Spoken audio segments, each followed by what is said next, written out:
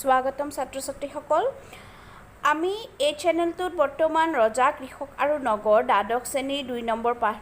ইতিহাস বিষয়ৰ 2 নম্বৰ পাঠটো পঢ়ি আছো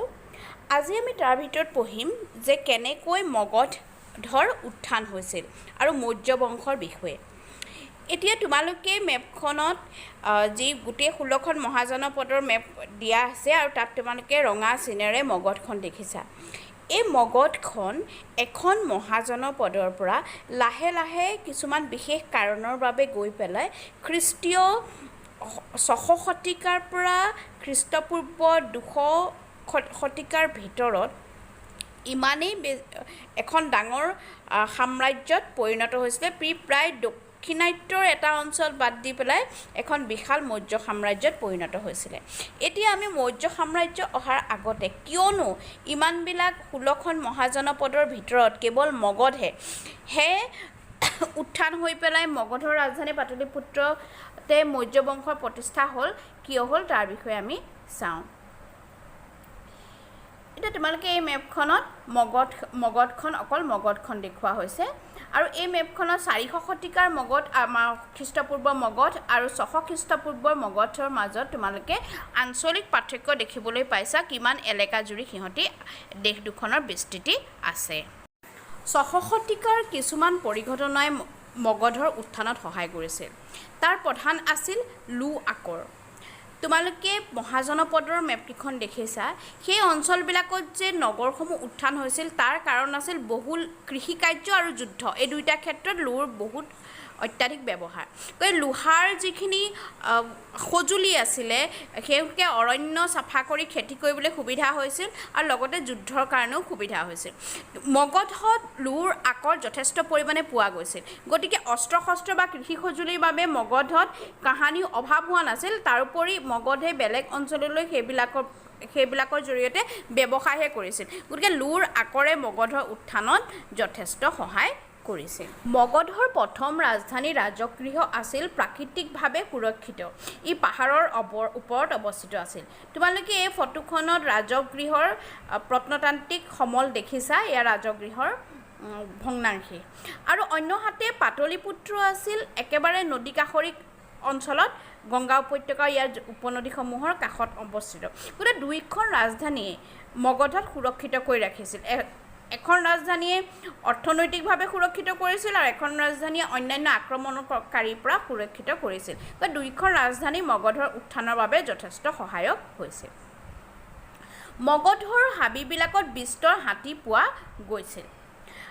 গংগা উপত্যকাৰ সাৰুৱা মাটিত কৃষি খুব ভাল হৈছিল গতিকে সেই সময়ত যিহেতু অৰ্থনীতি কৃষিৰ ওপৰত নিৰ্ভৰশীল আছিল সেইকাৰণে মগধৰ উত্থানত এই কৃষি অৰ্থনীতিত মগধ শক্তিশালী হৈছিল নগৰৰ উত্থান আৰু ধাতুৰ মুদ্ৰাৰ ব্যৱহাৰে বাণিজ্যৰ উন্নতি সাধন কৰিছিল যিহেতু কৃষি বা লুৰ আকৰ বা অন্যান্য হাতী আদিৰ ক্ষেত্ৰতো মগধত এই প্ৰাকৃতিক সম্পদসমূহ আছিল যাৰ ফলত মগধে ব্যৱসায় কৰিব পাৰিছিল আৰু লগতে গংগা আৰু উপনদীসমূহৰ বাবে যোগাযোগ ব্যৱস্থা বা যাতায়াত ব্যৱস্থা মগধৰ যথেষ্ট ভাল আছিল কাৰণ আগতে বাণিজ্যৰ বাবে নদীপথবিলাকহে যাতায়াতৰ ভাৱে লোৱা হৈছিল যাতায়াতৰ বাবে গতিকে গোটেইকেইটা কাৰণৰ বাবে মগধ সেই সময়ত অন্যান্য মহাজনপদসমূহ হৰুৱাই এখন শক্তিশালী ৰাষ্ট্ৰলৈ পৰিণত হৈছিল তাৰোপৰি মগধৰ শাসকসকলো সুযোগ্য আছিল বিম্বিসাৰ অজাতশত্ৰু তাৰপাছত ধননন্দ মহাপদ্মনন্দ ইত্যাদি শাসক যথেষ্ট শক্তিশালী আছিল আৰু শেষত মৌৰ্য বংশৰ চন্দ্ৰগুপ্ত মৌৰ্য অশোকৰ যি যুদ্ধ জয়ৰ প্ৰক্ৰিয়া যেনেকৈ চন্দ্ৰগুপ্ত মৌৰ্যই আফগানিস্তানৰ যিখিনি ইণ্ডোগ্ৰীক শাসক তেওঁলোককো পৰাজিত কৰিছিল মুঠতে মৌৰ্য বংশৰ দিনতে মগধ এখন সাম্ৰাজ্যলৈ পৰিণত হৈছিল ই প্ৰায় উত্তৰ পশ্চিম ভাৰত আফগানিস্তানৰ এটা অংশ আৰু দক্ষিণ ভাৰতৰ এটা অংশ জুৰি এখন বিশাল সাম্ৰাজ্যত পৰিণত হৈছিল এখন মহাজনপদৰ পৰা এখন সাম্ৰাজ্যলৈ এই উন্নীতকৰণৰ এক সুদীৰ্ঘ পৰিক্ৰমাত মগধত হৰিয়ংক বংশ শিশুনাগ বংশ নন্দ বংশ মৌৰ্য বংশ ইত্যাদিয়ে শাসন কৰিছিল নন্দ বংশৰ সময়ত গ্ৰীক বীৰ আলেকজেণ্ডাৰে ভাৰত আক্ৰমণ কৰিছিল আলেকজেণ্ডাৰে 326 খ্ৰীষ্টাব্দত ভাৰত আক্ৰমণ কৰিছিল মৌৰ্য বংশৰ ইতিহাসৰ বিষয়ে অধ্যয়নৰ আমাৰ কি উৎস আছে অশোকৰ শিলালিপিসমূহ মৌৰ্য বংশৰ ইতিহাসৰ এক উল্লেখযোগ্য উৎস বা সাধন তাৰোপৰি সাঁচি স্তূপ ইত্যাদি ভগ্নাংশেও মৌৰ্য বংশৰ অধ্যয়নৰ উৎস তথাপি মৌৰ্য বংশৰ অধ্যয়নৰ কিছুমান লিখিত সমল আছে যেনে চন্দ্ৰগুপ্ত চাণক্যৰ অৰ্থশাস্ত্ৰত সেই সময়ত দেশ ৰাজ্য কেনেদৰে পৰিচালনা কৰিব লাগিছিল তাৰ বিষয়ে লিখা আছে আলেকজেণ্ডাৰৰ লগত অহা গ্ৰীক পণ্ডিত মেগাস্থেনিছৰ ইণ্ডিকা বিশাখা দত্তৰ মুদ্ৰা ৰাক্ষস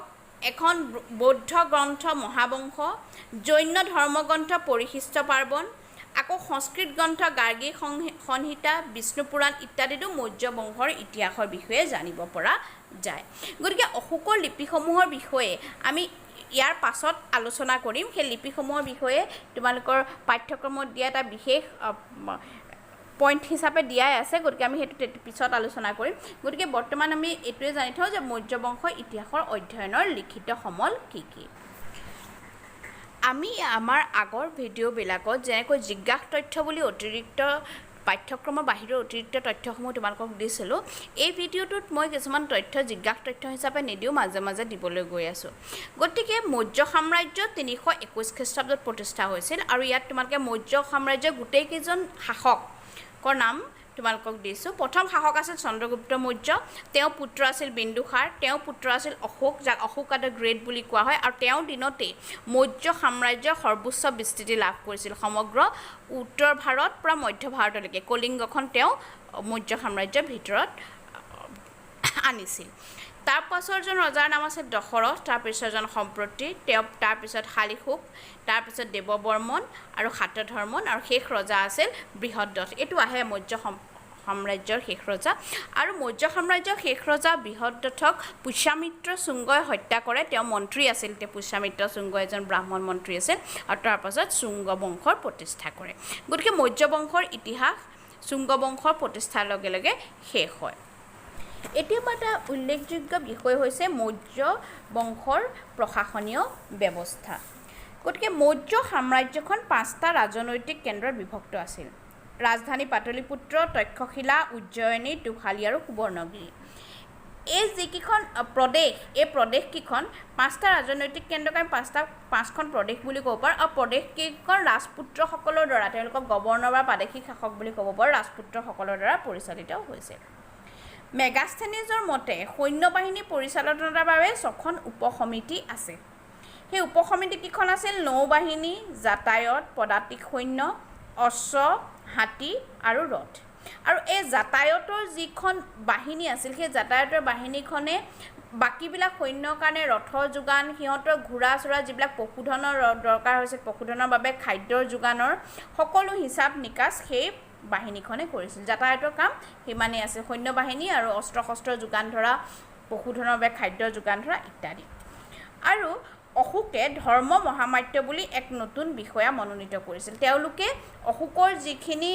দাৰ্শনিক কথা আমি ধৰ্ম বুলি নতুন ধৰ্ম বুলি ক'ব নোৱাৰোঁ তেওঁ আচলতে ৱে অফ লাইফ শিকাইছিল বৌদ্ধ ধৰ্মৰ নীতিমতে সেই ৱে অফ লাইফ বা তেওঁ আদৰ্শসমূহ প্ৰচাৰ কৰিবলৈ ধৰ্ম মহামাত্য বুলি এক শ্ৰেণীৰ বিষয়া নিয়োগ কৰিছিল মেগাস্থেনিছে কৈছে যে ইজিপ্তৰ দৰে সম্ৰাট বিষয়াসকলৰ কিছুমানে নদীসমূহ চোৱা চিতা কৰিছিল আৰু কিছুমানে ভূমি জৰীপ কৰিছিল একোজন বিষয়াই আকৌ চিকাৰীসকলৰ ওপৰত নজৰ ৰাখিছিল আৰু চিকাৰীসকলক পুৰস্কৃত বা তেওঁলোকৰ কাম অনুযায়ী বা দণ্ডিত কৰিছিল তেওঁলোকে ৰজাৰ হৈ কৰ সংগ্ৰহ কৰিছিল আৰু ভূমিৰ লগত জড়িত সকলো ব্যৱসায় নিৰীক্ষণ কৰিছিল তাৰোপৰি তেওঁলোকে বাহৈ খনিকৰ কমাৰ খননকাৰীসকলৰ কাম কাজো তদাৰক কৰিছিল কৌটিল্য অৰ্থশাস্ত্ৰত প্ৰশাসনিক আৰু সামৰিক সংগঠনৰ সম্পৰ্কে বিস্তৃত বিৱৰণ পোৱা যায় ইয়াত হাতী ধৰা বিৱৰণৰ বিষয়েও দিয়া আছে তাৰোপৰি গ্ৰীক তথ্য অনুযায়ী মৌৰ্য সাম্ৰাজ্যৰ 6 লাখ পদাতিক 30,000 অশ্বাৰোহী আৰু 9,000 হাতীৰে সৈতে এক বিশাল সৈন্যবাহিনী আছিল কিন্তু বহুতো বুৰঞ্জীবিদে এই তথ্যখিনি অতিৰঞ্জিত কৰা হৈছে বুলি কৈছিল এতিয়া কথা হ'ল মৌৰ্য সাম্ৰাজ্যখন আমাৰ বাবে কিমান গুৰুত্বপূৰ্ণ গতিকে মৌৰ্য সাম্ৰাজ্যৰ সময়তে অশোকে বিভিন্ন ধৰণৰ শিলালিপি তথা স্তম্ভলিপি বা অশোক স্তম্ভ ইত্যাদি নিৰ্মাণ কৰি সেই সময়ৰ স্থাপত্য ভাস্কৰ্য বা দাৰ্শনিক যিখিনি কথা সমাজৰ জীৱনৰ যিখিনি কথা তেওঁলোকে প্ৰকাশ কৰিছিল আৰু বৌদ্ধ ধৰ্মৰ কিছুমান দৰ্শন তেওঁলোকে যি আমি ধৰ্মীয় যাক মিছনাৰী এক্টিভিটিজ বুলি ক'ব পাৰোঁ আমি ধৰ্মৰ পৰিচালনা কৰিছিল তেওঁ শ্ৰীলংকালৈও গৈছিল বৌদ্ধ ধৰ্ম মিছন হিচাপে গতিকে সেই কথাখিনিৰ পৰা আৰু মৌৰ্য বংশই বা এখন ৰাষ্ট্ৰই কেনেদৰে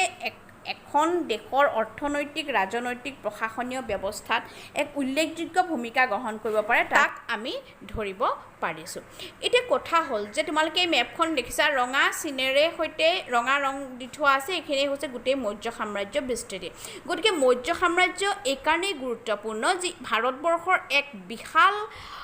অংশজুৰি এই সাম্ৰাজ্যখন বিস্তৃত হৈ আছিল গতিকে কেনেধৰণৰ সেই সময়ত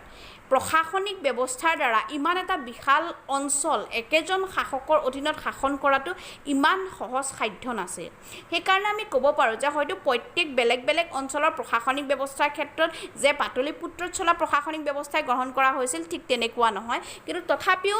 এটা এনেকৈ এজন সম্ৰাটৰ অধীনত ইমান ডাঙৰ অঞ্চল এটা শাসন কৰি এখন ৰাষ্ট্ৰ মৰ্যাদা দিব পৰাটো সঁচাকৈয়ে সেই খ্ৰীষ্টপূৰ্ব 300 শতিকাত যথেষ্ট এক কঠিন কাৰ্য আছিল আৰু সেই ফালৰ পৰা মৌৰ্য সাম্ৰাজ্য আমাৰ ভাৰতবৰ্ষৰ ইতিহাসৰ এক উল্লেখযোগ্য বৈশিষ্ট্য বা এটা গুৰুত্বপূৰ্ণ সময় বুলি আমি ক'ব পাৰোঁ গতিকে ছাত্ৰ ছাত্ৰীসকল আমি আজিৰ পাঠত মৌৰ্য বংশৰ বিষয়ে পঢ়িলোঁ তাৰ পাছত এই খ্ৰীষ্টপূৰ্ব 600 পৰা খ্ৰীষ্টাব্দ 600লৈকে এই সময়ছোৱাত কেনেকৈ গ্ৰাম্য সমাজৰ চৰিত্ৰ সলনি হৈছিল কেনেদৰে নতুন নতুন ৰাষ্ট্ৰ দক্ষিণত নতুন নতুন পদ্ধতিৰে গঢ়ি উঠিছিল বা গাঁওসমূহত কেনেকুৱা ধৰণৰ পৰিৱৰ্তন আহিছিল সেই বিষয়ে আমি পিছৰ ক্লাছত আলোচনা কৰিম গতিকে